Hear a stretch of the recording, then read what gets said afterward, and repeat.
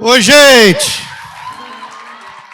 Muito bom estar com vocês, muito bom voltar a casa, voltar à minha casa, obrigado. São seus olhos, aleluia.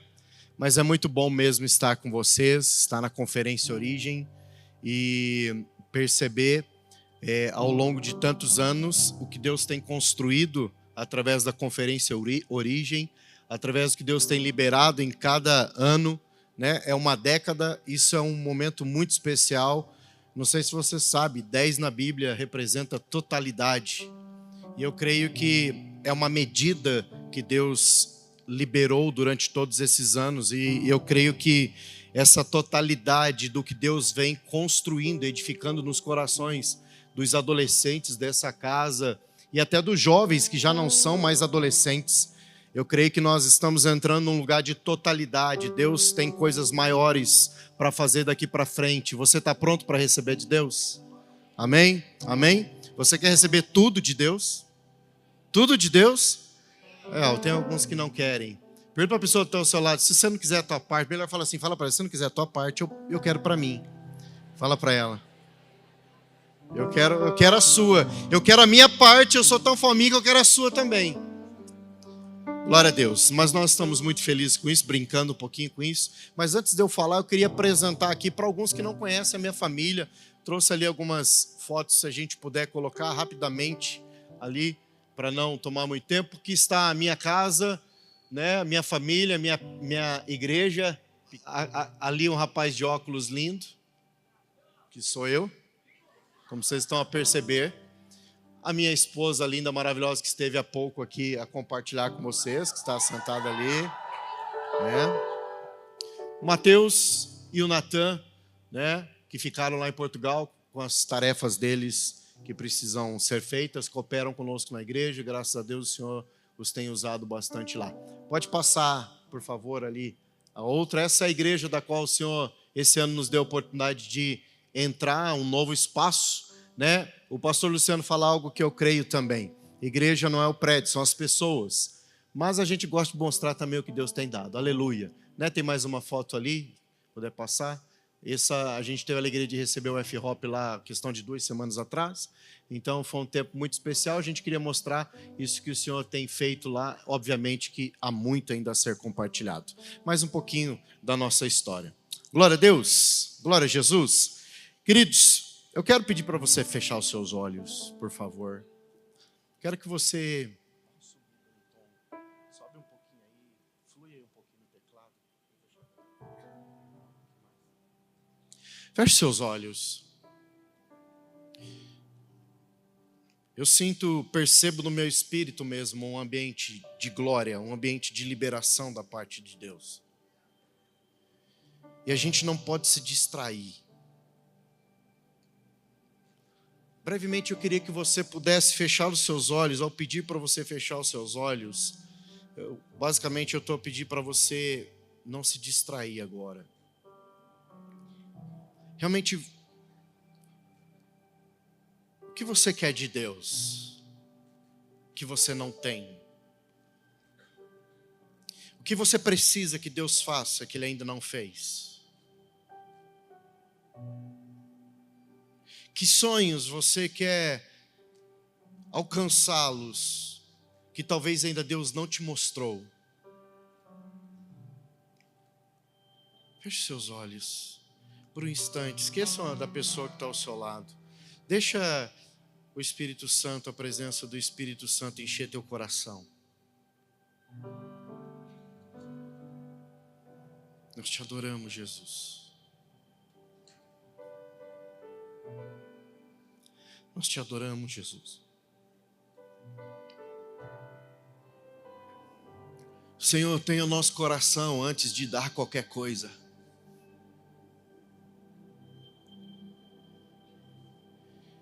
Senhor, tenha o nosso coração antes de recebermos qualquer coisa.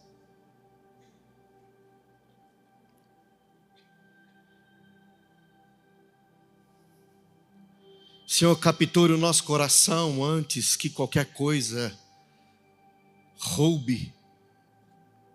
Capture do Senhor.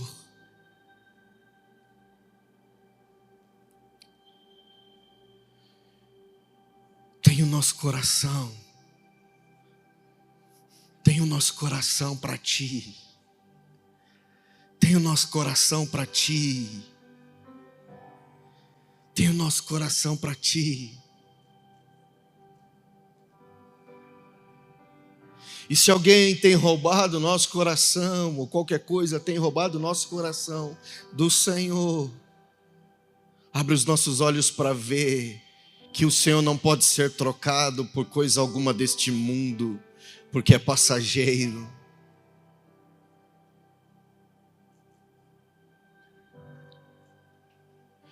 Capture o nosso coração, Senhor, para que o trono do Senhor se estabeleça em nosso coração, e o Senhor seja o único suficiente, redentor e salvador.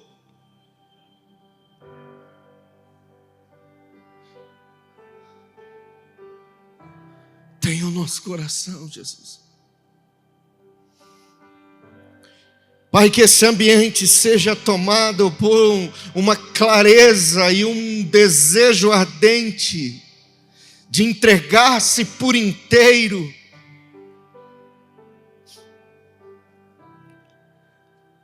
Que os cômodos das nossas almas sejam tomados pela ação do Seu Espírito, pela presença gloriosa do Senhor. Assim como Davi disse, Senhor, a minha alma tem sede, anela, deseja.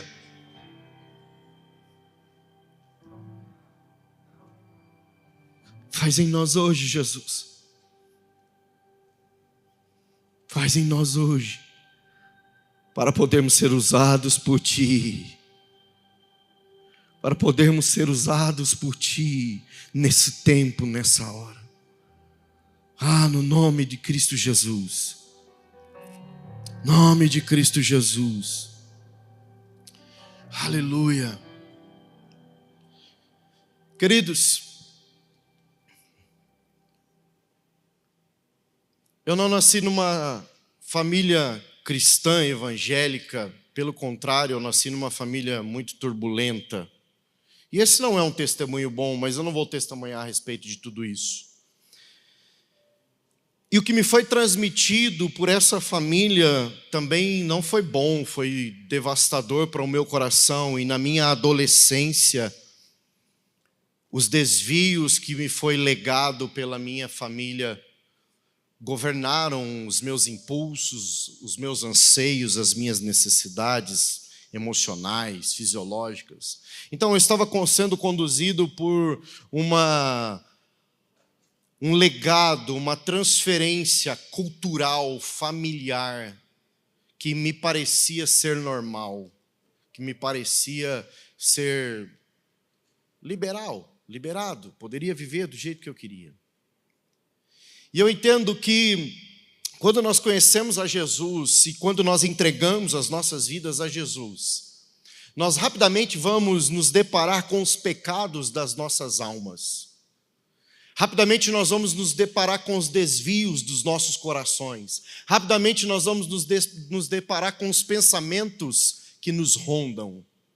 E as nossas atitudes e ações quase sempre são conduzidas por esses impulsos. Ora, impulsos que foram nos legados pela cultura da nossa família, ou pelo lugar onde ou pela geração, ou pela tribo que a gente participa e conhece. E nessa tarde eu quero trazer uma palavra para o seu coração, profeticamente declarar e dizer que o Senhor Jesus ainda levanta uma geração que é apaixonada por Ele. Ele ainda está assim, ardentemente com o desejo do coração de levantar uma geração para cumprir o propósito dEle, para cumprir a vontade dEle. Ontem o Nelsinho terminou a mensagem falando sobre você entregar a caneta na mão do Senhor. O Salmo 139, que diz que o Senhor escreveu todos os dias das nossas vidas. Todos os dias das nossas vidas foram escritos. E ontem, Nelsinho trouxe a palavra e no final ele falou sobre nós permitimos que o Senhor escreva a nossa história. Na verdade, Ele já escreveu, mas a gente realmente decidir entregar nas mãos do Senhor a condução da nossa história, para que nós possamos entrar naquilo que Deus sonhou e planejou por nós. Porque se nós permitirmos que o Senhor nos conduza, então nós vamos entrar nesse lugar que Deus escreveu para nós.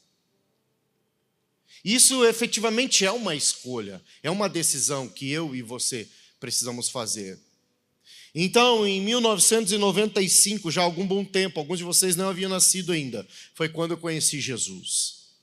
E lá em 1995, quando eu fui arrancado das drogas, dos vícios, de toda a desgraça que ronda esse mundo, eu decidi permitir entregar, se eu pudesse dizer, a caneta nas mãos do Senhor, para que Ele escrevesse a minha história, e a partir daí eu pudesse viver toda a trajetória e desenvolvimento da minha história segundo o plano e o propósito de Deus.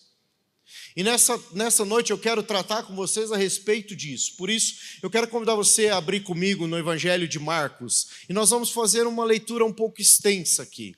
E depois eu quero ir repartindo essa conversa com você para isso ficar um pouco mais entendível, se eu pudesse colocar dessa maneira. Então, o Evangelho de Marcos, capítulo 5, a partir do versículo 21, eu quero, no meio da leitura, dar alguns destaques para chamar a sua atenção.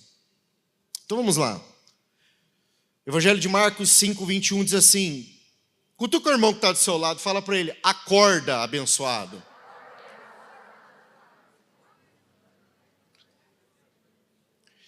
E eu quero te dar autorização, no nome do Senhor Jesus. Se a pessoa do seu lado quiser dar uma cochilada, você fala: eu te amo tanto, que eu não vou deixar você cochilar, senão você vai perder o que vai ser dito. Amém? Ok? Quem vai me ajudar? Glória a Deus. Então vamos lá. Amém. Então diz assim as Escrituras: tendo Jesus voltado no barco para o outro lado, afluiu para ele grande multidão, e ele estava junto do mar. Eis que chegou a ele um dos principais da sinagoga, chamado Jairo, e vendo-o, prostrou-se aos seus pés, e insistentemente lhe suplicou: minha filha está à morte. Vem, impõe as mãos sobre ela, para que seja salva e viverá. Jesus foi com ele. Grande multidão o seguia, comprimindo-o. Aconteceu que certa mulher que havia 12 anos, presta atenção, 12 anos, grava isso, vinha sofrendo de uma hemorragia. E muito padecera a mão de vários médicos, tendo despendido tudo quanto possuía, sem contudo nada aproveitar, antes, pelo contrário, indo a pior. Tendo ouvido a fama de Jesus, vindo para trás dele, por entre a multidão, tocou-lhe a veste. Porque dizia: se eu apenas lhe tocar as vestes, ficarei curada. E logo se lhe estancou a hemorragia, sentiu no corpo estar curada do seu flagelo. Jesus, reconhecendo imediatamente que dele saíra poder, virando-se no meio da multidão, perguntou: quem me tocou nas vestes? Responderam-lhe seus discípulos: vês que a multidão te aperta e dizes: quem me tocou?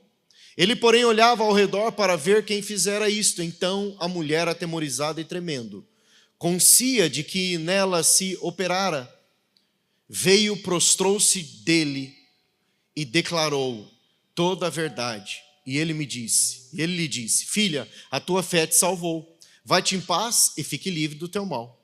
Falava ele ainda quando chegaram alguns da casa do chefe da sinagoga, a quem disseram: tua filha já morreu.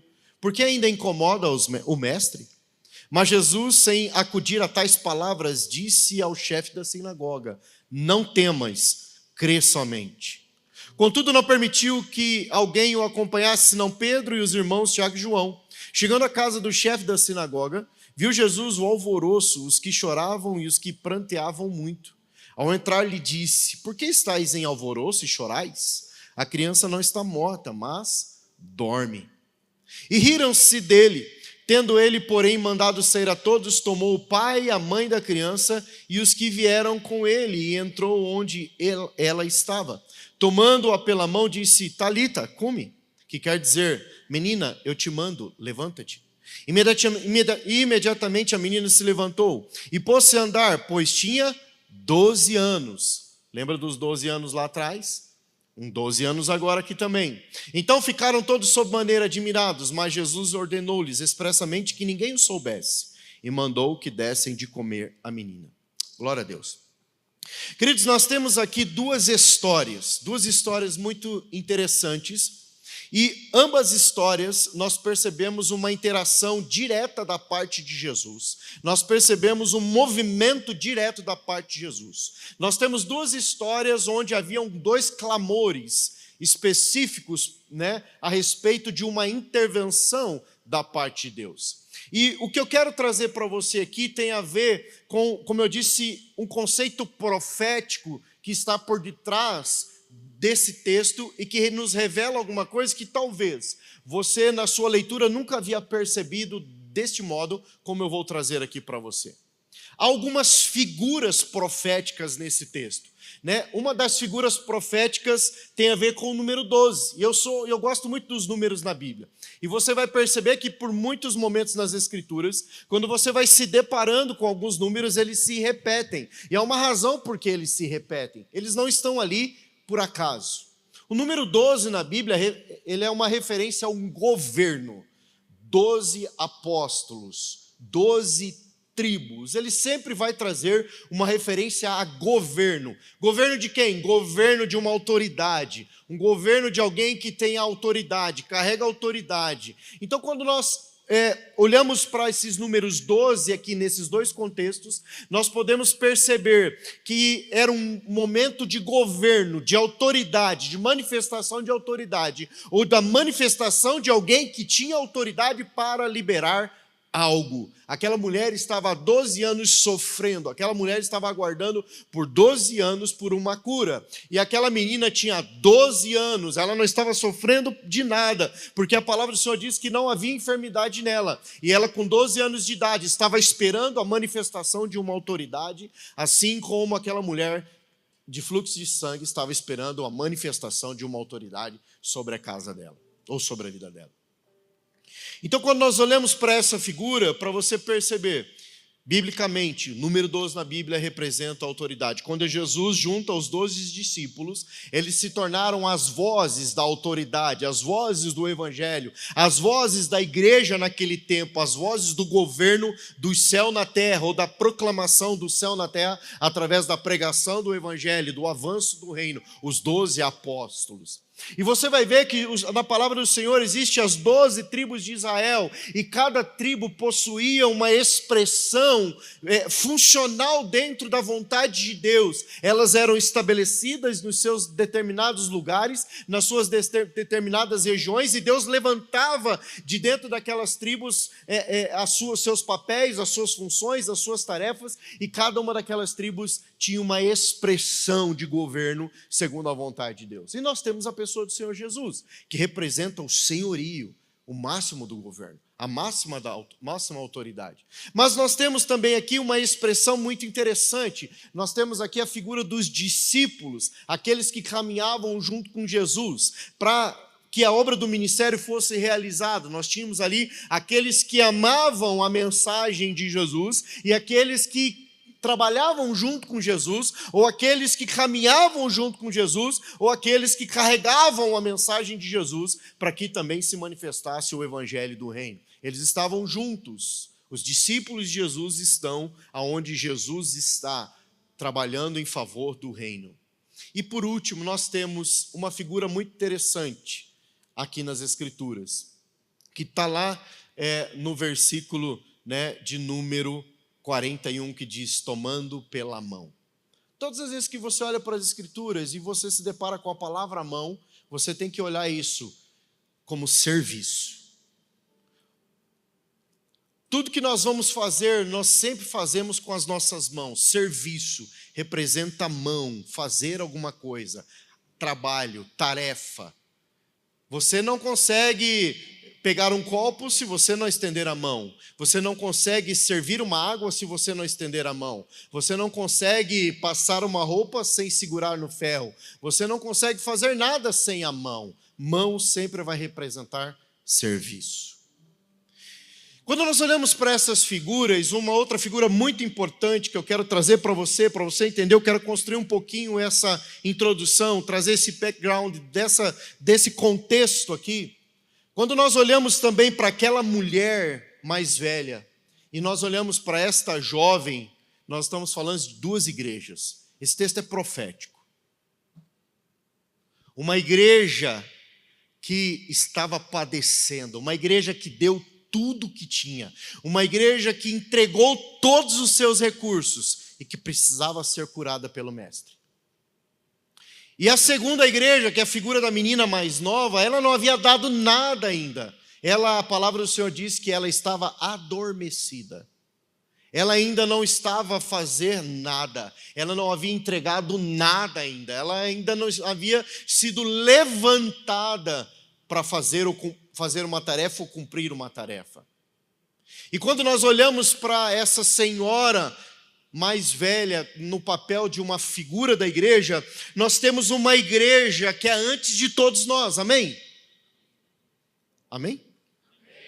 Nós temos uma igreja que é antes da alcance. Nós temos uma igreja que é antes do seu pai. Nós temos uma igreja que é antes de mim. Nós temos uma igreja que existe há muito tempo. Nós temos uma igreja que remonta o tempo dos apóstolos. Nós temos uma igreja que vem trabalhando, vem servindo, vem pregando o evangelho, vem dando todos os teus recursos, vem sangrando pelo evangelho do reino, vem pregando a verdade do evangelho do reino. Uma igreja que vem se rendendo, se submetendo. Uma igreja que vem fazendo a obra do evangelho que hoje sangra, porque deu tudo que tinha, esgotou todos os recursos. Uma igreja cansada, uma igreja que talvez esteja precisando de reavivamento. Mas é muito importante entendermos que essa igreja ainda crê no seu mestre. Assim como aquela mulher, ela esperava ser tocada pelo seu mestre, para ser sarada, para ser levantada, para ser curada, para ser restaurada, há uma igreja antiga. E quando eu falo antiga, eu não me refiro às expressões dessa igreja antiga, eu me refiro ao trabalho dessa igreja. Essa igreja tem trabalhado, essa igreja tem se doado, essa igreja tem se desgastado, essa igreja tem servido, essa igreja tem pregado o evangelho, essa igreja tem dado mesmo seu próprio sangue. Os mártires da igreja têm dado o seu sangue, têm dado a sua vida, têm dado o seu coração, têm dado o seu tempo, têm dado a sua história, têm entregado o conselho, têm entregado o amor, têm entregado a devoção, têm entregado a direção, têm entregado tudo. Essa igreja é antes de mim e é antes de você. Só que nós olhamos para essa igreja e nós não a amamos como ela deveria ser amada.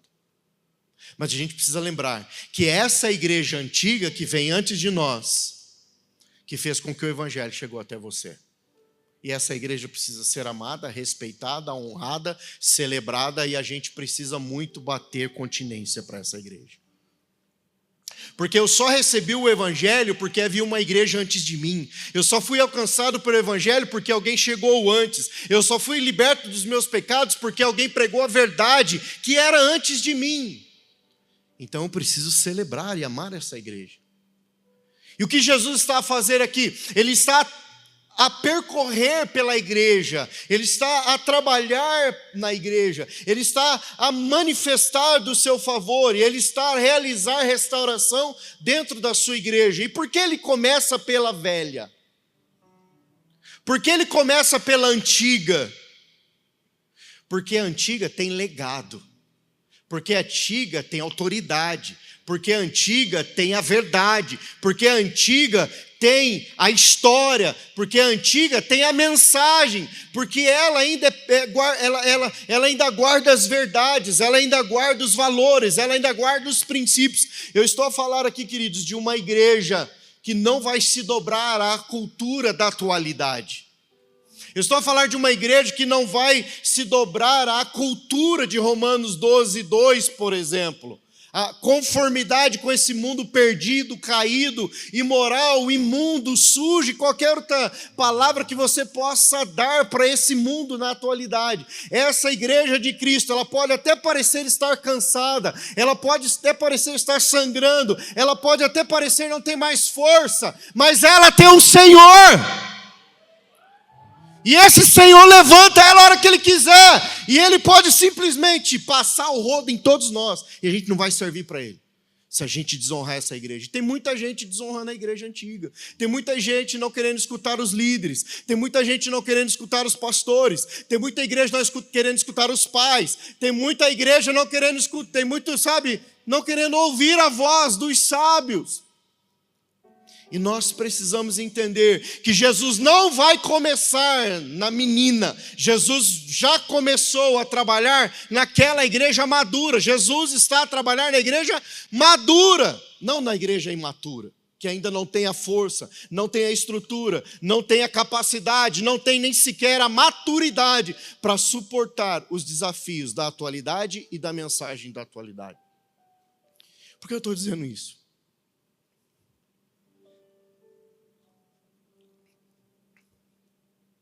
O tema da conferência é único.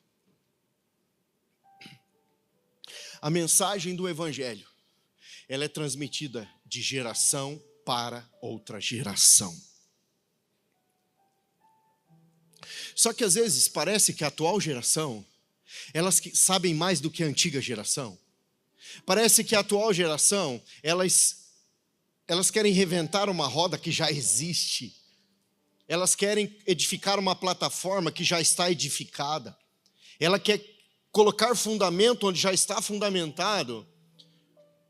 Nós estamos correndo um risco muito grande de Jesus não poder levantar a Talita de novo. Que é a igreja nova. Que é a igreja jovem com força. A palavra do Senhor diz, através do apóstolo João: jovens, eu vos escrevo porque sois. Eu vos escrevo porque sois. Porque tendes vencido o. Ih, tá faltando Bíblia aí. Aí eu falo. Diz assim: jovens, eu vos escrevo porque sois. E já tendes vencido o maligno. Essa é uma mensagem profética, ela ainda não aconteceu na sua totalidade. Alguns estão entendendo isso, e estão permitidos ser levantados, e alguns estão se permitindo vencer o maligno pela autoridade do nome do seu Senhor. Amém? Mas há outros que se comportam como meninos imaturos, e que ainda não se permitiram ser levantados, ou sair da sua dormência espiritual. Então, nessa tarde, queridos, nós precisamos entender que se Ele é único, nós precisamos aceitar a mensagem que é transmitida de geração em geração e absorver o que é esse único para nós. Se existe um único, não existe outros únicos. Só existe um. Se só há um, não existe outro. Se só há um, só Ele é digno de toda a honra, digno de toda a glória. Amém?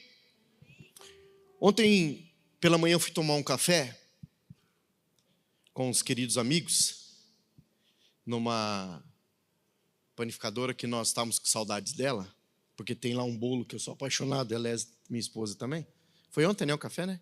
Foi ontem o café? Foi, né? Fomos na Jauense. Quem conhece a Jauense? Não estou ganhando nada para dar essa dica, mas é bom, gente. Vai ali, aqui no Água Verde, mas enfim. E nós nos assentamos na mesa. E havia ali 4 jovens. E eu tenho TDAH. Quantos se identificam comigo aqui? Quantos TDAHs temos na plateia? Aleluia. Sabia que Deus usa pessoas com TDAH? Hã? Cadê os TDAHs aqui? Deus usa pessoas com TDAH, aleluia! E também usa as pessoas com outras coisas que você possa ter também, não sei quais. Se a gente colocar a nossa vida nas mãos dele. Amém? Eu não quero me demorar muito, mas enfim. Nós sentamos na mesa e, mesmo com TDAH, eu consigo ouvir várias conversas ao mesmo tempo. Então eu comecei a ouvir a conversa de uma jovem. Ela dizia assim: eu acordei e estava com uma dor. Então eu fui para o banheiro. Eu não sabia o que se tratava. E de repente saiu uma coisa de mim. E quando eu vi aquela coisa, era uma criança. Eu não sabia que eu estava grávida, mas eu também nem queria aquela criança. E ela dizia: que coisa horrível, como assim? E ela ria daquilo. E as amigas que estavam em volta: nossa, que coisa estranha isso, não é? E eu ouvindo aquilo,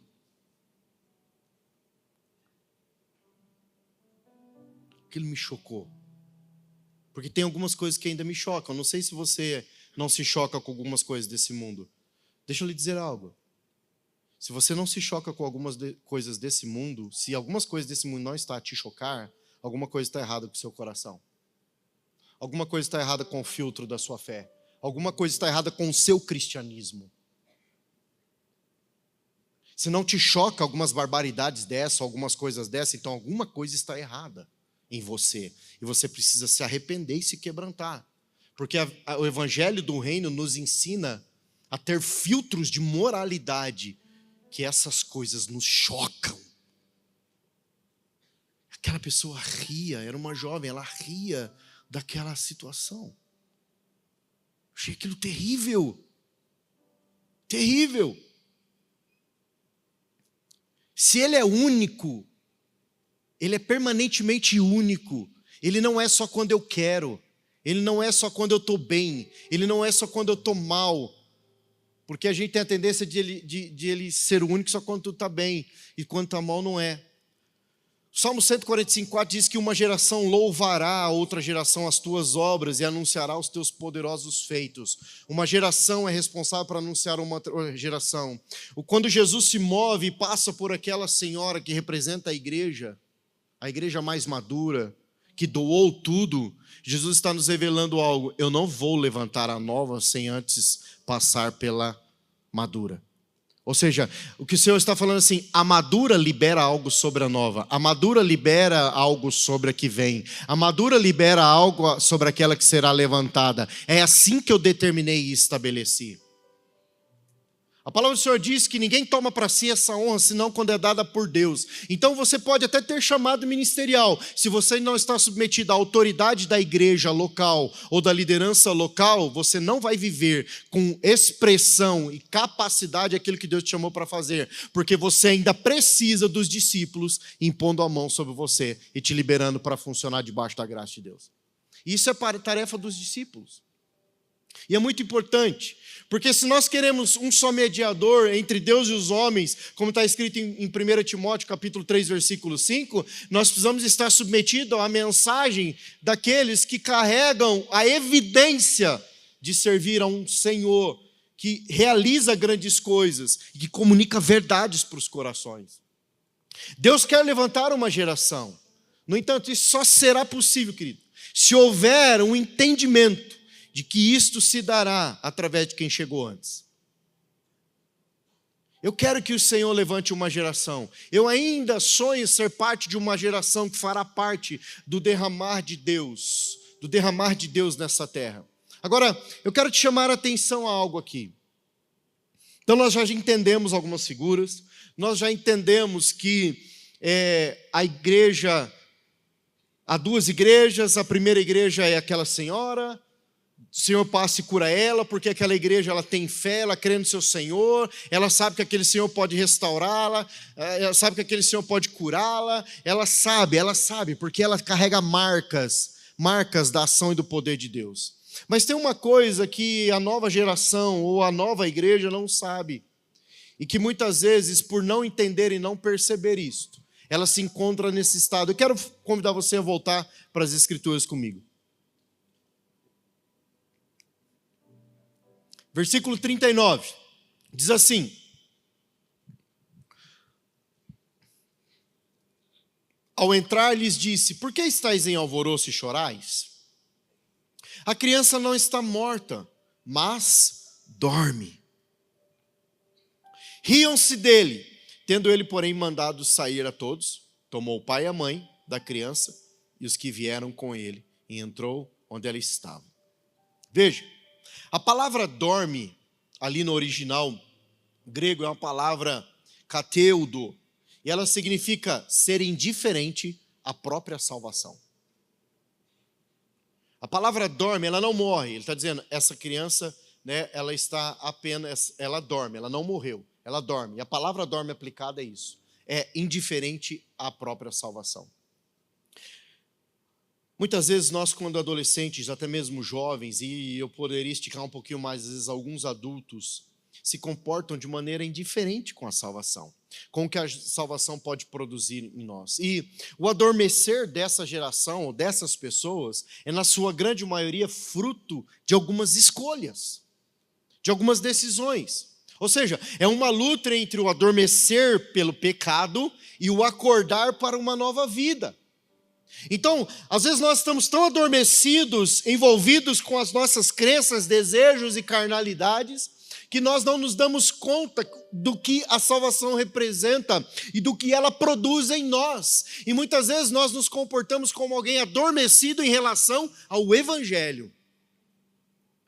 E aí nós tomamos decisões, seguimos caminhos distantes daquele que o Evangelho nos ensina. E nós passamos a viver de uma maneira quase adormecida em relação ao Evangelho, adormecida em relação à vida, adormecida em relação ao poder de Jesus, adormecida em relação ao ensino dos discípulos, adormecida em relação à autoridade até mesmo dos pais. Porque quando Jesus entra para dentro do quarto daquela menina, a palavra do Senhor diz que ele tomou o pai, a mãe e os discípulos para entrar naquele quarto e trazer a ela para um lugar de realidade. Muitas vezes, adolescente jovem, você está num lugar de... qualquer lugar, menos o lugar de realidade com Deus. E você está só a lutar com as suas reações emocionais e lutas emocionais. Mas nós precisamos entender, queridos, que o Senhor, conforme Efésios 5,14... Presta atenção nisso, Efésios 5,14. Ele é o Deus que desperta os que dormem para viver segundo Cristo, iluminado pela sua glória. Então, nessa tarde, deixa eu lhe dizer, o Senhor quer levantar você. Você está comigo aqui?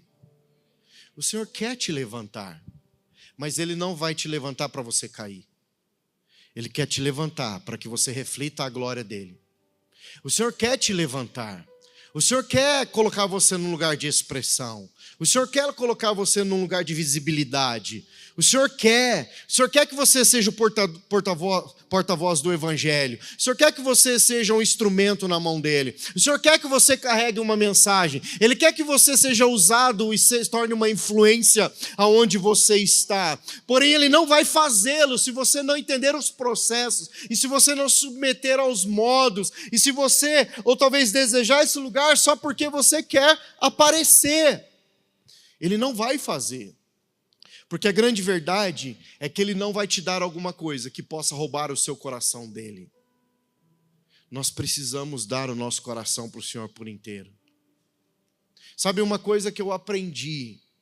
É que quando alguma coisa é mais importante do que o Senhor, aquilo vai me ser tirado. Porque o texto das Escrituras diz isso. O texto das Escrituras diz que até aquele que pensa ter alguma coisa pode ser tirado dele.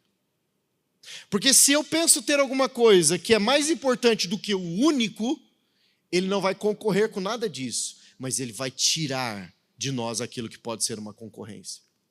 E nessa tarde, eu te pergunto, será que você tem vivido uma espécie de sono na sua vida com Deus?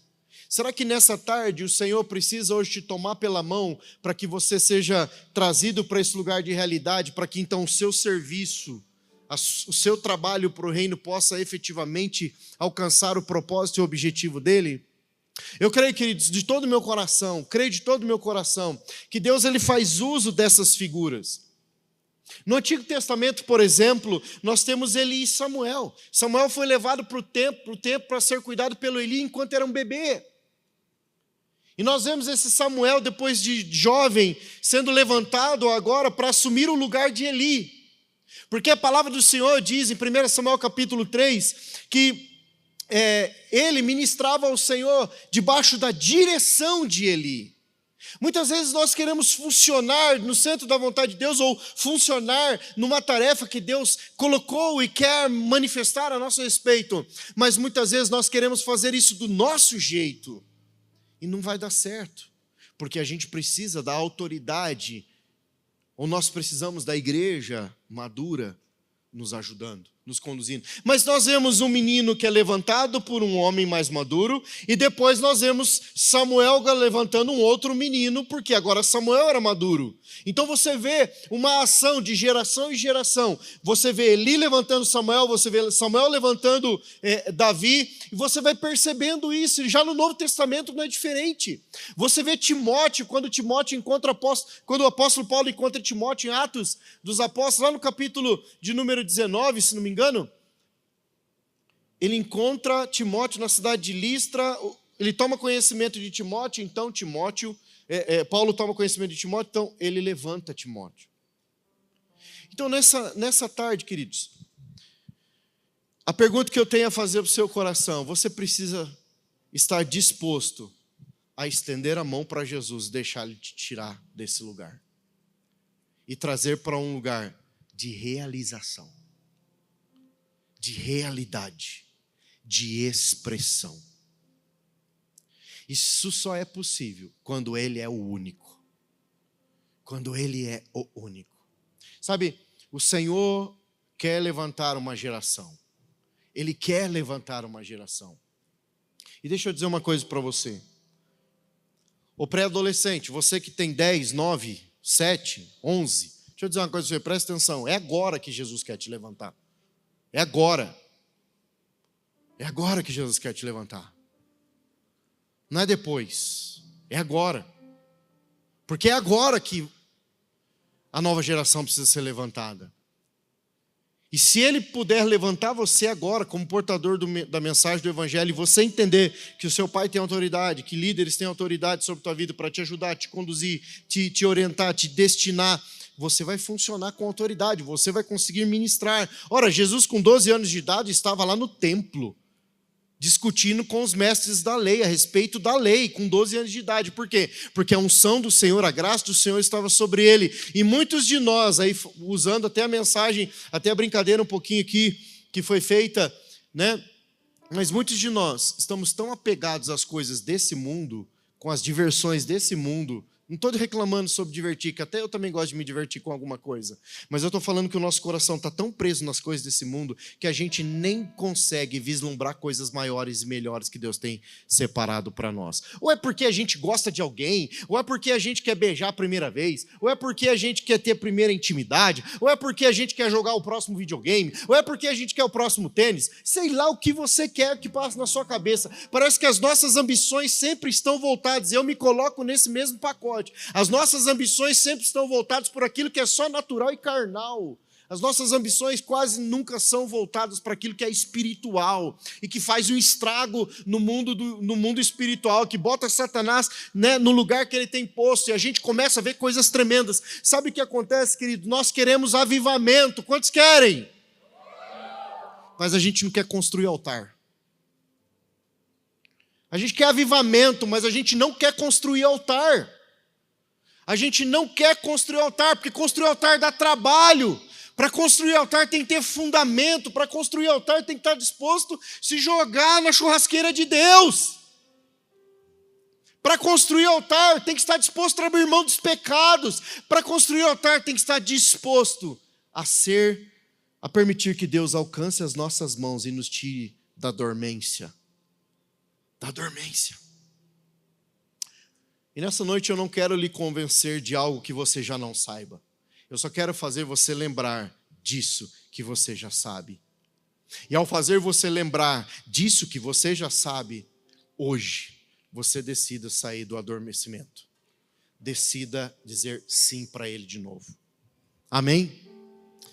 Feche seus olhos. Eu quero orar com você e nessa tarde é você com o Senhor. Eu creio que o Senhor está por levantar uma geração. Eu creio que o Senhor vai levantar você, pré-adolescente, adolescente, jovem. Eu creio que o Senhor escreveu algo a teu respeito. Eu creio que o Senhor sonhou com a sua vida, independente do estilo de família que você pertence ou como você veio a esse mundo, não interessa. Se a sua vida está nas mãos do Senhor, o autor da sua história, você vai viver o extraordinário. Eu creio. Mas é você e o Senhor. O que te tem feito, talvez, se manter adormecido? O que tem roubado de você, talvez? O coração que responde a Jesus. O coração que responde ao chamado. O coração que responde ao dar-me a tua mão. Entregue a tua mão. Entregue a tua vida. Entregue o teu serviço. Entregue você para mim. E nessa tarde eu não quero fazer um apelo para você entregar sua vida para Jesus. Porque eu creio que se você está aqui, você já entregou. O que eu creio que está no coração do Senhor nessa tarde para você é: você quer vir para um lugar de realização? Você quer sair do sono, da dormência? Eu estou aqui a te esperar, para te tomar pela mão e para trazer para esse lugar de realidade, para trazer para esse lugar de expressão. Então, querido, se você quer viver isso, sai do seu lugar, vem para cá também, profeticamente decidindo no seu coração. Não é para mim que você vai fazer mesmo, obviamente é para o Senhor, mas você entende que o Senhor tem chamado você para um lugar de realização. Então que você decida hoje abrir mão de tudo que possa te prender, abrir mão de tudo aquilo que tem lhe adormecido na alma, no coração, seja pecado, seja o que for, não interessa. Deixa o Senhor te tomar pela mão nessa tarde. Deixa o Senhor mesmo convencer você que Ele é um Senhor poderoso, tremendo, e que Ele quer te colocar num lugar de evidência, mas não para que o seu nome cresça, mas para que Ele seja exaltado e glorificado através da sua vida. Sim, Jesus.